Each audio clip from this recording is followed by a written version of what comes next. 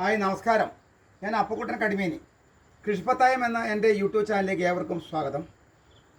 ഞാൻ ചെയ്ത കൂണിൻ്റെ വിളവെടുപ്പാണ് നടക്കാൻ പോകുന്നത്. നേരെ നമുക്ക് വീട്ടിലോട്ട് പോകാം.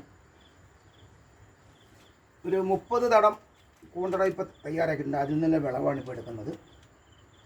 മഴ ഇങ്ങനെ പെയ്യുന്നതുകൊണ്ട് ഇപ്പം കൂണ് അന്തരീക്ഷ ഊഷ്മ കറക്റ്റായത് കൊണ്ട് കൂണ് നല്ലപോലെ തന്നെ ഉണ്ടാകുന്നുണ്ട്.